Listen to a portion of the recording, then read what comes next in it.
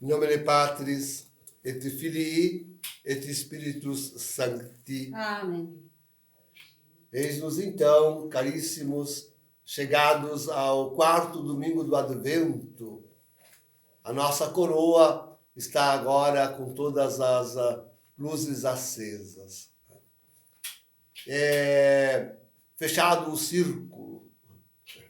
Na verdade, a bem dizer, só agora mesmo que esse círculo se fecha, isto é, o círculo do tempo se perfecciona com o retorno do Senhor. Sempre tenho dito, nós somos os felizes porque testemunhas deste círculo que se completa. Quantas vezes, queridos, nós ficamos olhando mais apreensivos, com terror e medo, e temos razão de ter, por causa dos acontecimentos que precedem. Né? Os acontecimentos que precedem, que, como diz e alerta o próprio Salvador, e estamos sentindo, né? Já estamos sentindo, jamais aconteceu. Quando na história da igreja aconteceu tal destruição? Nunca, já estamos sentindo. Nunca na história da igreja, o papado, foi tão destruído como hoje. E esta, com certeza, deve ser a maior dor jamais a mais sentida por um católico. Já está aí, já é realidade. Então, todas essas dores que nos assolam, às vezes parecem obnubilar, parecem nos desviar da alegria última, que é verdadeiramente ver o tempo completado e anunciante do retorno iminente de Jesus, nosso Senhor.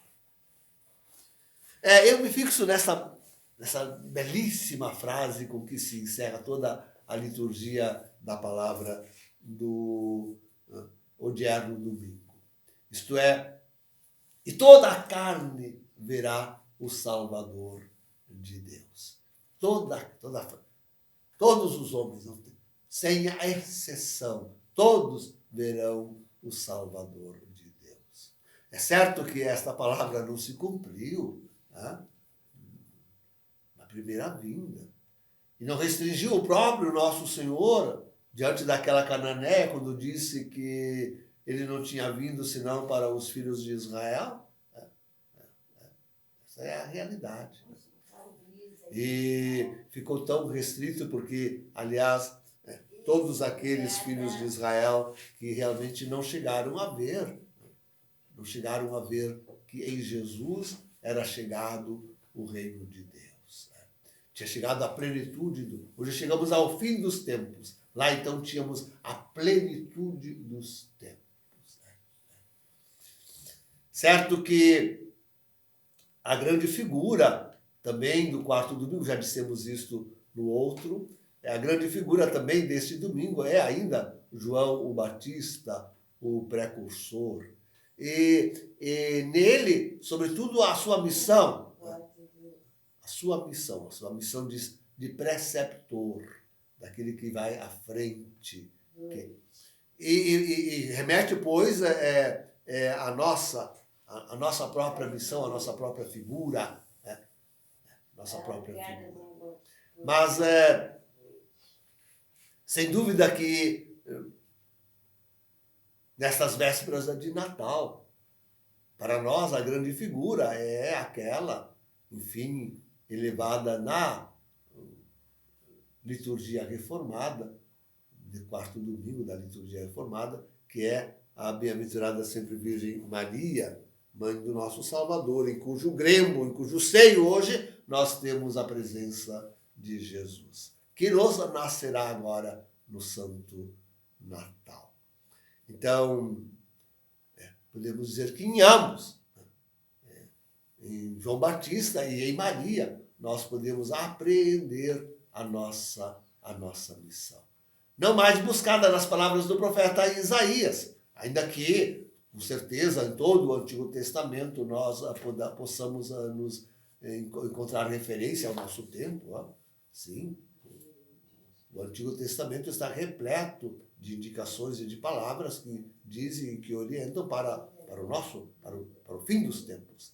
Não só para a plenitude, mas também para o fim dos tempos. Mas, sobretudo, no livro do Apocalipse, é ali que nós temos que ver a nossa figura. Ali há figuras muitas, né? Algumas já presentes, como a do falso profeta, que nós identificamos claramente em Jorge Mário Bergoglio, o antipapa Francisco. Ali já é uma figura. Logo identificaremos a próxima, tremenda, terrível, porque essas são as duas grandes figuras que mostram quanto de fato nós estamos no fim do mundo. Isto é, a segunda grande figura que logo se nos apresentará, aliás, pelo próprio antipapa, que é o anticristo. Então, ali temos essas duas grandes figuras. Mas há muitas outras figuras de santos e de anjos. Também nós ali estamos figurados, com certeza.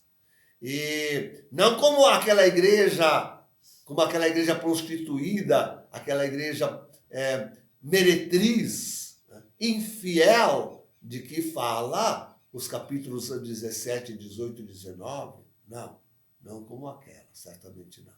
Mas como aquele pequeno resto que ainda guarda a fé e espera ardorosamente o retorno do Senhor. É ali que nos identificamos.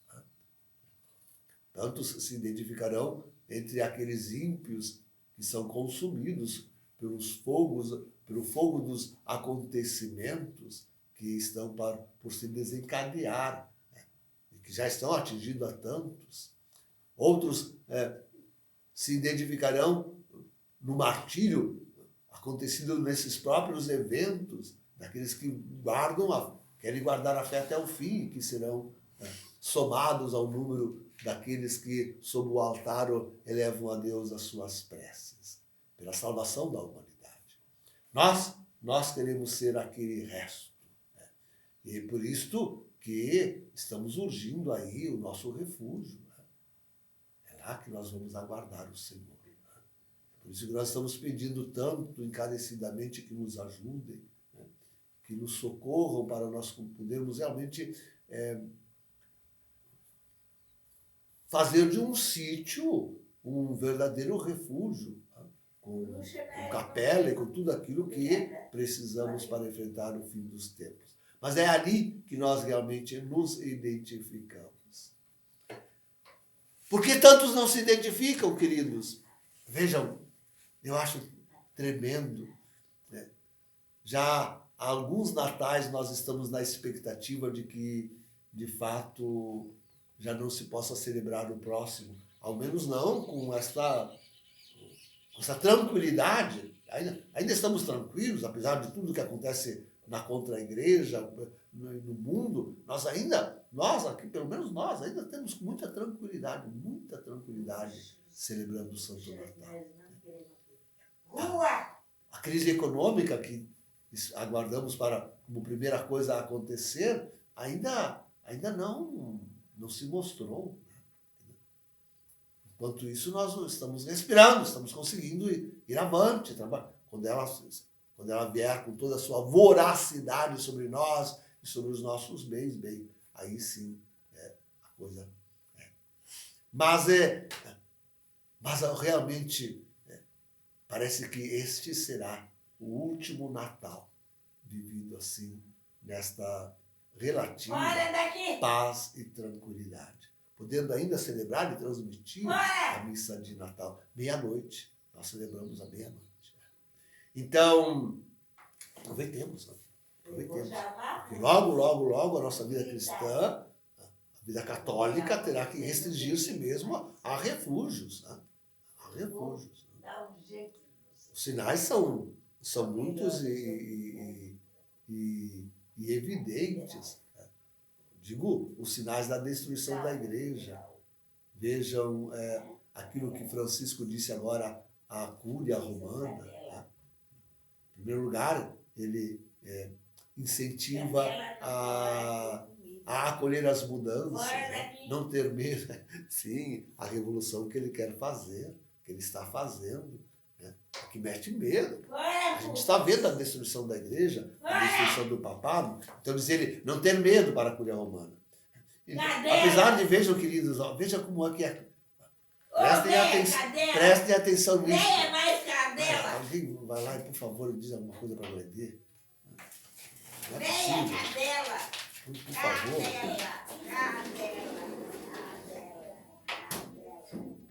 Mas sim, para assinalar isto que este homem foi eleito para uma das grandes tarefas dele era a reforma da Cúria. Né? Saiu agora esse ano, saiu o documento, o alinhavo do documento sobre a reforma da Cúria e foi um pavor, está tão mal feito. Essa gente não sabe fazer nada. Faz mesmo, nada direito. Então, mas ele está incentivando a Cúria Romana para essa transformação, que ele ainda espera que esse infeliz, esse é um homem infeliz. Mas a outra palavra, a palavra mais reveladora que ele disse foi justamente a citação de Cardeal Martini, inimigo da igreja, aquele que criou a máfia de Sangali, que botou Bergoglio usurpando o trono de Pedro. Pois então, ele citando Martini, disse à Cúria Romana que a igreja está em 200 anos atrasada. 200 anos. Quer dizer, é a tal da modernização. Né? Eles querem fazer a modernização da igreja. Ele deixou escapar uma outra ainda essa semana, dizendo que depois do Vaticano II, o documento mais importante da igreja é a sua Amoris Laetitia. Modesto, ele, né? Modesto. Não, esse homem ele é uma piada. E piadas são aqueles também que o seguem. Uma piada, diga-se de passagem, negra e de mau gosto. Negra e de mau gosto. Demoníaca, satânica. Então, mas é isso, queridos. 200 anos de atraso. Eu diria 2000 anos. Né? Temos que voltar, na verdade, à nascente, à fonte. Né? Aos 2000 anos. A Jesus, que é isso que está faltando. É isso que está preterido na igreja, nesta contra-igreja de Bergoglio, é justamente Jesus. Olha os presentes de Natal que nós temos recebido deste homem, dessa contra-igreja, são tremendos, queridos. Né? Inclusive, a sodomia não é mais pecado. Né? Não foi essa a conclusão que chegou a comissão, a Pontifícia Comissão Bíblica?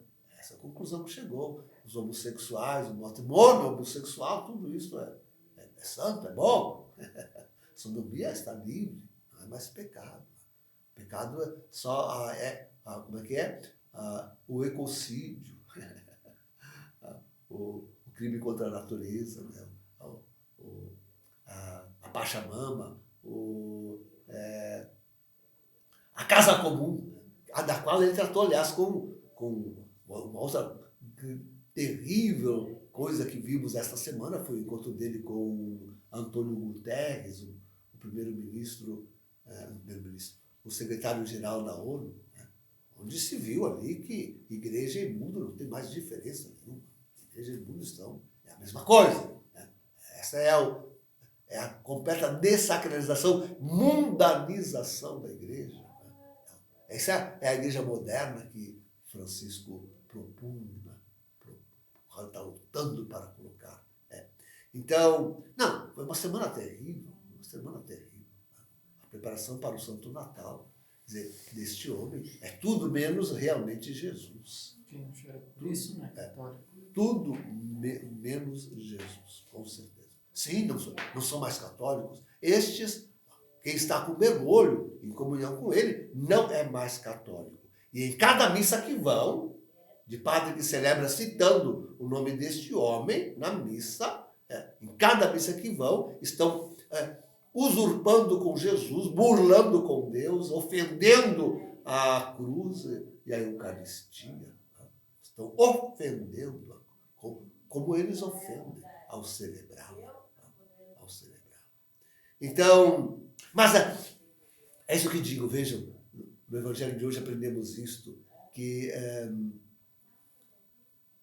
foi muito bem situado, muito bem contextualizado o aparecimento da palavra de Deus no deserto, ouvida por João, seja no sentido do mundo, da região civil, seja no sentido religioso. E é isso que nos está faltando hoje. É isso que está faltando hoje ao homem odierno. Ele não está entendendo o momento histórico presente. Nem aquele momento magno que envolve a compreensão do mundo inteiro, que está acontecendo no mundo inteiro. Nem aquele regional que o envolve, e muito menos o religioso. Não consegue perceber que a Igreja Católica não mais está no Vaticano, não está neste homem e naqueles que estão em comunhão com ele. Você não conseguem ver isso. São cegos. Não querem ver. Não veem culposa, ao menos culposamente, e tantos dolosamente, como tenho dito muitas vezes. Não veem, ao menos culposamente, e tantos dolosamente, aliando-se a esse homem, trabalhando pela destruição da Igreja. E da humanidade. Então, é preciso colocar esse Natal no seu contexto histórico. É preciso colocar. Mas nesse contexto histórico real, não naquele fictício imaginário que querem nos impingir e que não lê a realidade que está aí mesmo. Mas leia como se não, o mundo está maravilhoso, viva a ciência e a técnica do seu progresso, viva o homem que estava progredindo, viva Francisco e a sua revolução na igreja, viva a contra-igreja, só não dizem viva por uma coisa que na verdade é falsa, isto é, para o problema do clima, da alteração climática. Só para isso eles não dizem viva. O único problema do homem hoje é a casa comum. Justamente o problema de Francisco. A grande enganação com que eles querem iludir os bobos. Só bobo mesmo ainda vai atrás disso. É bobo, idiota e bobo, que vai atrás de uma conversa fiada destas. O cientista sério com certeza não vai. Com certeza não. Então é preciso a gente se colocar nesse contexto histórico, onde que nós estamos, para perceber que estamos vivendo o livro do Apocalipse, estamos no fim do mundo. É agora. Não é para daqui a 100 anos, 1000 anos, não, é agora o retorno do Senhor em glória e majestade.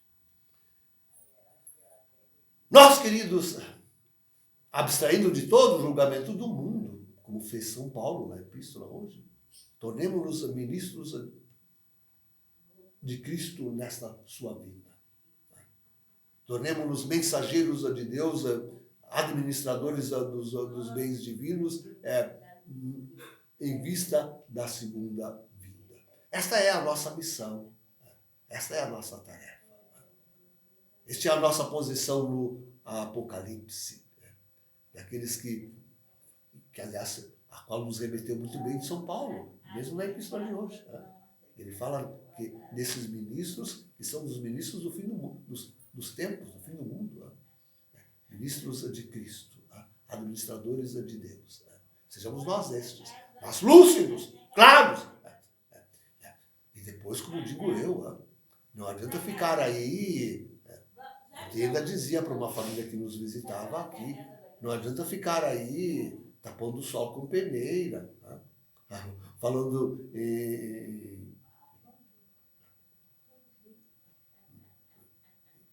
na pureza, ou no véu que deve cobrir a cabeça das mulheres na missa, esquecendo completamente de denunciar em voz alta, clara e bom som, e com força, aquilo que realmente está acontecendo no mundo e na igreja. Esta é a grande tarefa moderna. O que adianta elucubrações teológicas?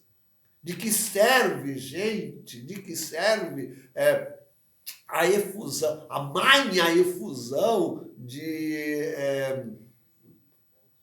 grande ciência, seja lá teológica, filosófica, histórica, assim, porque só vê a história do passado, não vê a história do presente e do futuro, que é Deus. Né? Então, não adianta tudo isto. É preciso estar dizendo clara, alto e bom som aquilo que hoje a humanidade precisa ouvir, que é justamente a denúncia da nova ordem mundial, da contra-igreja e o anúncio do retorno do Senhor. Tem que ser. E esta é a nossa grande tarefa. Para isso fomos feitos ministros de Cristo e administradores das coisas de Deus. Que esse Santo Natal, talvez a última vez, seja a nossa possibilidade, quem sabe realmente a última, de dizer alto e bom som para todos ouvirem o que realmente está acontecendo. E qual deve ser a nossa posição, qual deve ser a nossa resposta, que nós estamos dando com a tentativa desesperada e sem ajuda suficiente de criar o nosso refúgio. Então, essa é a nossa grande tarefa. É aqui que nós nos enquadramos no Apocalipse, é aqui que nós enfrentamos a história do mundo e da igreja presentes. Em nome do Pai, do Filho e do Espírito Santo. Amém.